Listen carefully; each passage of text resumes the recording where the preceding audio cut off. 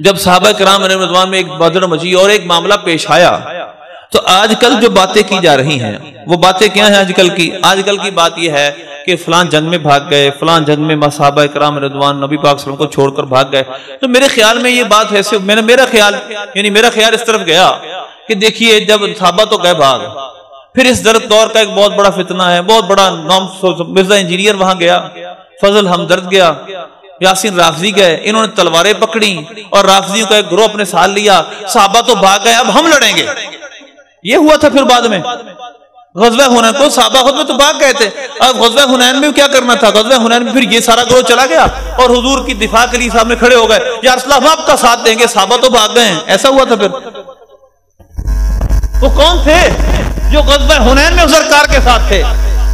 اور جن کے تم بدل بھاگ گئے کہ لفظ بولتے ہو، غزوہ حنین بھی انہوں نے لڑا تھا، کفار کو شکست بھی غزوہ حنین میں انہوں نے دی تھی. آگے چلیے. پھر غزوہ خیبر میں مولا علی رضی اللہ تعالیٰ عنہ جس کے سپاہ آپ کمانڈر بنے تھے، نبی پاک صلی اللہ علیہ وسلم نے کمانڈر بنائے تھے، پیچھے سارے کون تھے؟ پیچھے لشکر کن کا تھا؟ جن کو دروازے مولا علی نے جن ڈھال بنا کر دروازہ اکھاڑا تھا، اور پیچھے سے کن صحابہ کو اندر جانے کا کہا تھا؟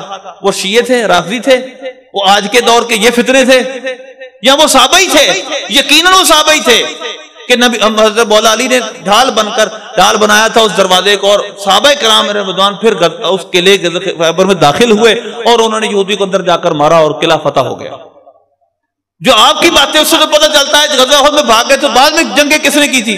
انہوں نے. آج کے 14 سال کے بعد لوگوں نے یہ گئے تھے پھر لڑنے کے لیے. آگے چلیں. اس کے بعد فتح مکہ ہوا. اس فتح مکہ میں حضور کے ساتھ 10,000 کا لشکر کن کا تھا؟ جو فتح مکہ کرنے گئے تھے صلح حدیبیہ کے وقت 1500 سے 1600 صحابہ تھے. اس کے بعد فتح مکہ ہوا، اور فتح مکہ میں جو مسلمان حضور صلی اللہ علیہ وسلم کے ساتھ تھے وہ کون تھے؟ جب فاتح شان کے ساتھ حضور مکے میں داخل ہوئے تو 10,000 کے لشکر میں کون تھے؟ یہی صحابہ تھے، یہی تھے سرکار کے ساتھ جن کے متعلق صبح و شام ایک رٹ لگائی ہوئی تم نے. غزوہ حنین ہوا جس کے متعلق تم کہتے ہو صحابہ میں بغدر بچ گئی، بھاگے. اچھا، اس کا ذکر اللہ نے سورہ توبہ میں فرمایا.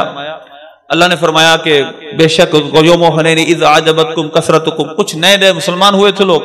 اب انہوں کے دل میں آیا کہ ہمارا 12,000 کا لشکر ہے، اگرچہ کافروں کی تعداد اس دن بھی زیادہ تھی، ہمارا 12,000 کا لشکر ہے، اتنے تعداد مسلمانوں کے لشکر میں کبھی نہیں تھی، آج ہمیں کوئی ہرا نہیں سکتا. جب یہ بات ہوئی نئے مسلمان جو تھے ان کے دل میں آئی تو اللہ نے فرمایا اس وقت پھر کیا ہوا؟ تمہارے قدم پھسل گئے، زمین تنگ ہو گئی. لیکن اس کے بعد وہ سب بھاگ گئے گھروں میں.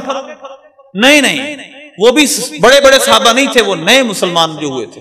ثم انزل اللہ علی سکینتہ، پھر اللہ نے سکینہ نازل کیا ان پر بھی، مومنوں پر بھی، اور وہ لشکر اتارا جس کو تم دیکھ نہیں سکتے تھے.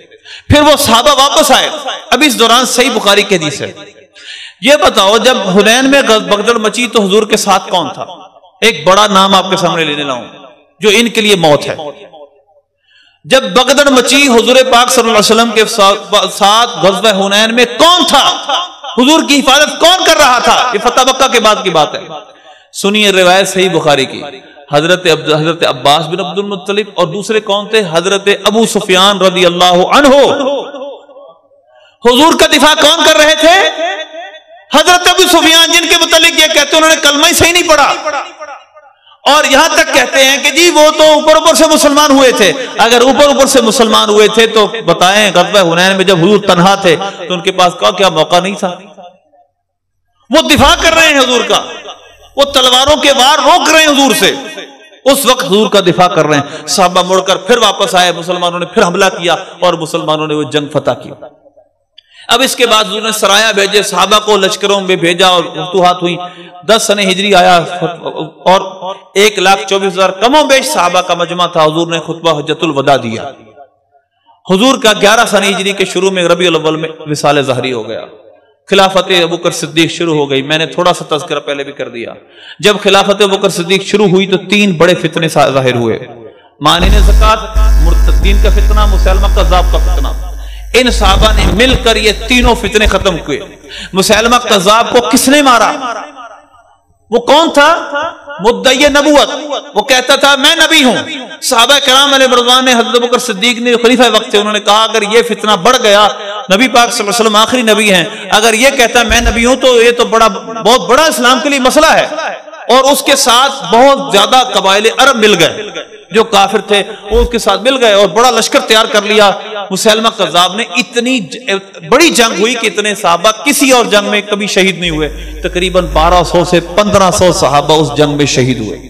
اچھا جنگ میں مسیلمہ کذاب کو مارنے کے لیے سب سے آگے کون تھے؟ ان کے نام بتائیں، تاریخ کی کتابوں سے ڈھونڈے نام ان کے۔